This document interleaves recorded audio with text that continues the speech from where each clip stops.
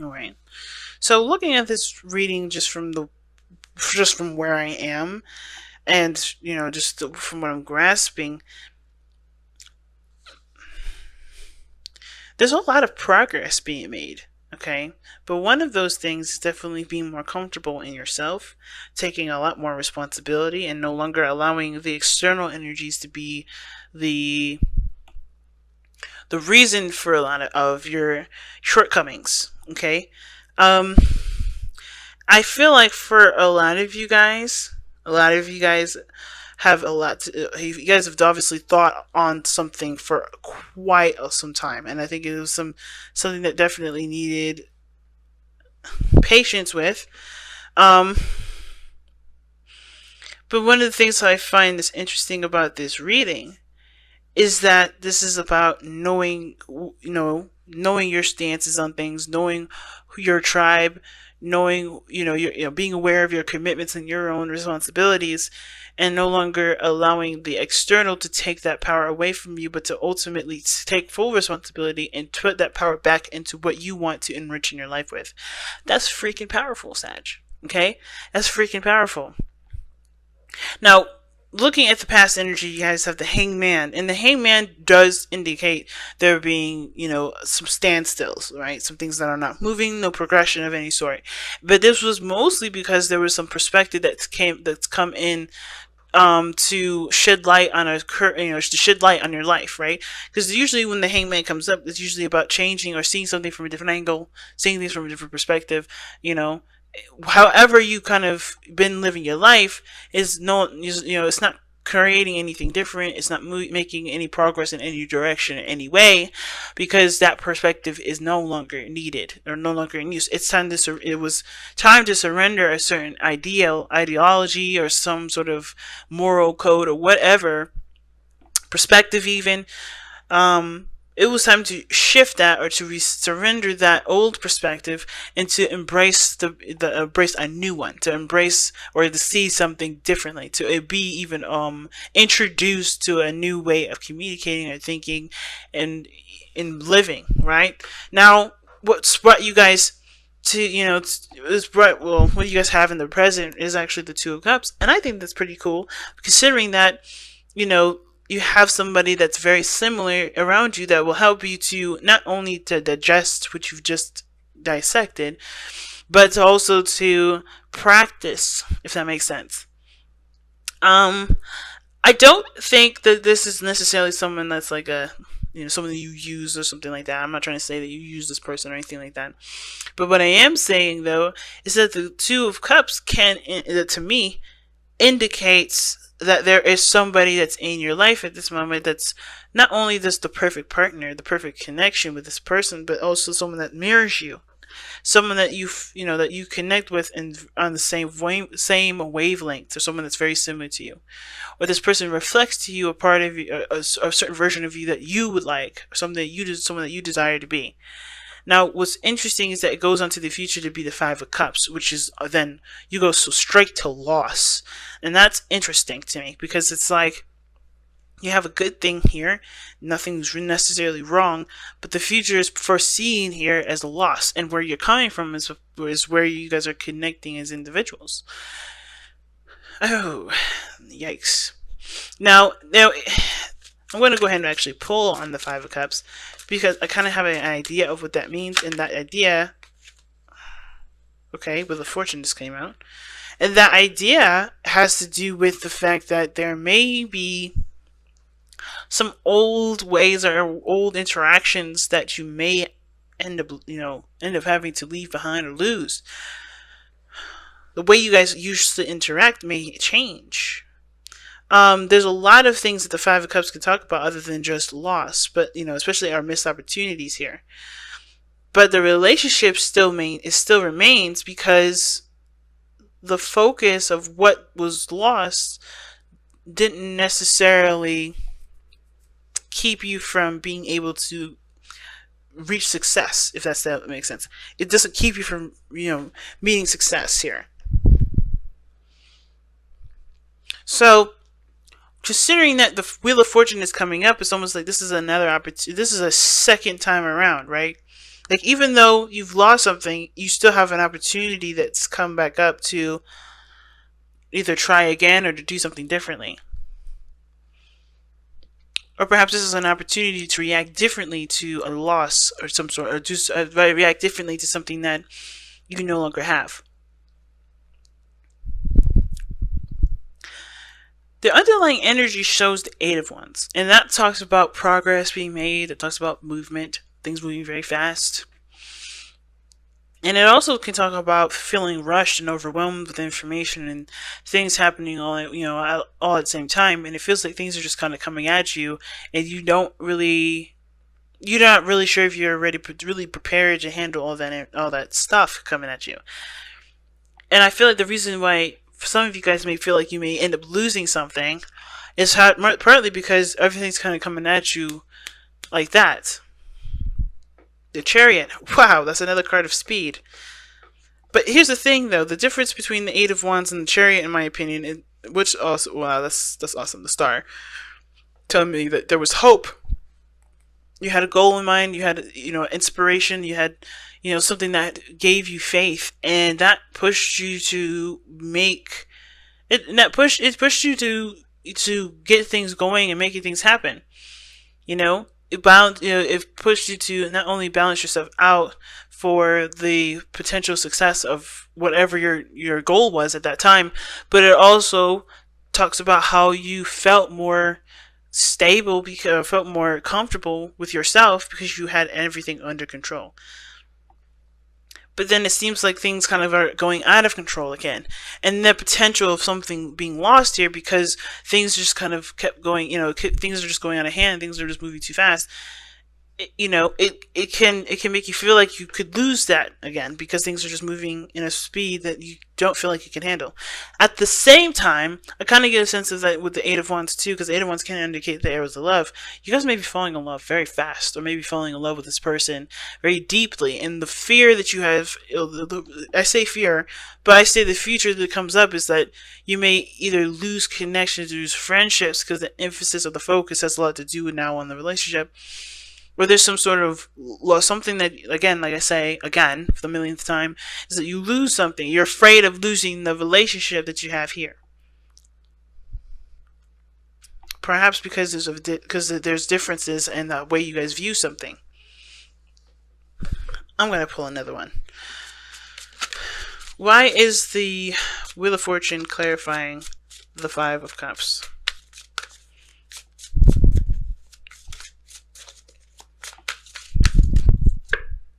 The Chariot. Wow. You have an opportunity to be successful, but the focus and the emphasis will be on something that is no longer there. The way that you used to be, or the way you used to think, may be the thing that you're looking at here, the emphasis that is being considered at this moment. So, of course, even though the relationship is there, even though there's something to still work on, and the attention doesn't have to be directed to what you may not have, what you had to kind of adjust your mindset to, like the Hangman suggests. There's still a relationship there. There's still something to work on. There's still, option 2 and 3, or option 1 and 2. Maybe you've taken option 3 and that didn't really work out, but you still have other things that you can work on. Now, the Queen of Pentacles coming up as your best path to follow does suggest to me that this is talking about grounding yourself and focusing on something that can produce a long-term solution or long-term goal, and really buckling yourself down and focusing on what you believe has great value to you, right? And it's good, because if you do that, it does it does boost your self-esteem. It does make you feel a lot more solid, a lot more stable, and less in the air, and less frivolous. And I feel like with the Queen of Cups coming up in this placement too is also about commitment. Committing to the person that you're with. Committing to the person that you can connect with in such a deep level that the Two of Cups can suggest. I feel like the fear is that you miss out on the opportunity to go forward with something, right? And go forward with something, and you may end up missing that opportunity. But I feel like if you commit to it now, commit to what this relationship is to you, commit to the work that is needed to build that relationship, you won't have to worry about ever feeling like you're going to, lose it or not have it anymore. The opportunity that the shop closes down, right? Maybe you've met someone and they're not necessarily in that relationship yet, and they make you happy, but there is this there's this feeling of either losing, maybe this is about freedom or whatnot, but it's like there's something going on where there's either you're not avidly taking it, or things are moving too fast, or you're not interested in moving fast, or you want to move fast, but you're still careful. You're still very careful, and that's very interesting that you have a fixed energy, or excuse me, not fixed energy, a earth energy for you, or for a fire sign. But I feel like at the same time, it's really about committing to a certain goal and a certain path. Now, your outcome is the King of Swords, and the King of Swords is very logical. And I think that's primarily the reason why I'm saying just go for it. Go for it. Commit to it and go for it. And the King of Swords will sit there and think on things. He will think on it. He's very fast. He's not very slow. But this is someone that's connected with somebody, and the intellects, I feel like some of you guys that are watching this are sapiosexuals, but I feel like for a lot of you guys are attracted to this person's intelligence. This person could be an air sign, Aquarius, Libra, Gemini. But I can also kind of see that this person, being that they don't have to be an air sign at all, can indicate to me that this person is somewhat emotionally stimulating. But you also are very defensive of this relationship. Like, you're not necessarily open to it. Like, you know what you need to know about the connection, which is that there is something there that's drawing you to this individual. There's some sort of attraction. But you've kind of put yourself on ice with it, if that makes sense. Like, instead of being the Sag or being the fire sign that you are and just riding that fiery, passionate energy out, you've put it on ice. You've cooled it down. You've not, it's not as potent or not as strong as it would have, because you're using your mind. You're being an air sign when you're not. I'm not saying that you should just do stuff and be reactionary like an Aries, but you're definitely not supposed to act like an Libra, an Aquarius, or even a Gemini. Your 7th house will make you do that, because considering that your 7th house is Gemini, right? And this person is definitely someone that will activate that 7th house. I don't know if you're dealing with a Gemini or not, but the point of this is that this person is making you, it's making you defensive. Not because they've done something to you. I don't think this person might have, but I think that ultimately this person is brought your back up because your emotions are very precious to you. They're very serious to you, which is why this is someone because you care about this person that it's accelerated. It's because your emotions mean so much to you.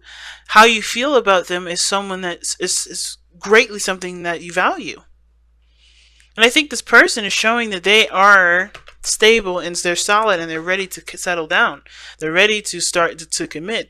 And the only thing that they're looking for is for you to do the same. But right now, the King of Swords is telling me that either you guys are really defensive or this other person's super defensive. Right?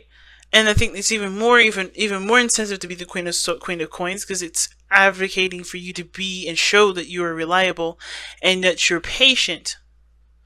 That you're going to continue to build the trust with the person, to build the relationship, despite this person's efforts to show that they're no one to mess with and they're not interested in someone to play games. And I think the biggest thing to show them that is to be committed and be consistent in the saying and the showing of your willingness to commit to them and willingness to settle with them and stabilize with them.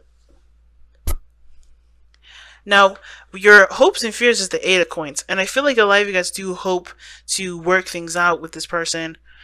Especially if there has been some either disagreements or changes in thinking and behaving within the relationship. Because the 8 of Cups does talk about working on something. Focusing on something. Really putting your time and effort towards something. But I feel like with the Eight of Cups coming up like this, it kind of suggests that, that you do hope for there to be something to work out, because maybe there is some things that you may feel like, are not resolved between you and this person, or they do need working on. But but I feel like you just want to get to that point where you guys can work on it. And I think that's the biggest message. I think you guys do want to work on it. And is too, I think you may have had a change of heart of some sort, and the person that you're connecting with is now very defensive with you because of something that may have happened in the past. And you fear that you may end up losing out on the potential of expanding a relationship because of whatever this hangman energy was. Whatever you needed time to really to understand, right? Really to work out. But the only way for this person to even consider you right now, that even if they have, especially if this has a lot to do with trust in general, or someone that has a problem with trusting you or trusting people, period, you have to show your reliability by presenting yourself in a situation, or presenting yourself in a way that does show, stability, reliability.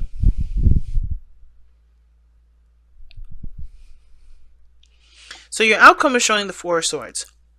And considering that the Four of Swords and the Five of Cups is like diagonal from each other, it does raise a little of an interesting flag to me.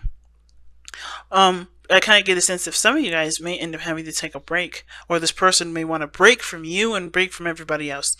Some way and somehow there's a time of reflection energy to figure out whether or not something, not whether something's worth your time or not, but to really, to heal from the situation, or heal from the devastations, or heal from whatever you guys have gone through. But it talks about a break, but the Four of Swords is always a temporary break. It's not a break that lasts forever. So there may be a time where you may need to just take a moment to rest and take a moment to just kind of, collect your thoughts. And that's always okay, especially if this person has been traumatized, because usually the King of Swords is, defensive the way that he is, and adamant about his, the way things need to be for him, is because he's been through enough to know what he needs to do for himself to protect himself from being hurt again. Okay, because he's been through a lot. So I feel like somebody that you're dealing with has been through a lot of traumas, a lot of disappointments, a lot of pain. Because the King and Queen of Swords they're been through a lot of pain. And I think it's just really about having the patience and wherewithal to be able to just step away from the situation, or not step away, but allow, the person space if they need that to break, and then be ready to come back to them when they're ready. Is the willingness to work. Surrender outdated beliefs about yourself, and that's the Hangman energy from the past, and the King of Swords and your external energy, I feel, and even the Queen of Pentacles. Let go of limiting ideas about yourself that originate from the past. Then you can own your power and soar in your life. The old you doesn't have to, the old you is the old you. It will always have something to... It will always, be a part of our lives because it taught us the greatest lessons that we need to learn for ourselves. However, that outdated belief about ourselves does not determine who we are today. We get to decide who we will be and who we are today. And committing to that truth is the biggest thing that we need to do for ourselves, rather than allowing the past consequences and the past situation, the past us, to determine who we are right now. Sure, we have to deal with the consequences, or the karma, or the whatever that comes from our old selves being our old selves, but we are our new selves.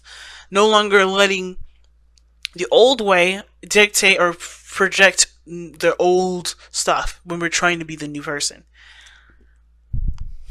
Okay, that's why I said in the very beginning, I feel like for a lot of you guys, you're really looking at where you can take personal responsibility, and no longer allowing the outside world to have any sort of influence as to why things haven't been working and developing and processing and blossoming in your life. You're now taking 100% responsibility, in the sense of you are now seeing the situation for where it needs to be perfected on your end, and taking that power back and doing what you would love to do with it, which is create and build and be the person that you want to be.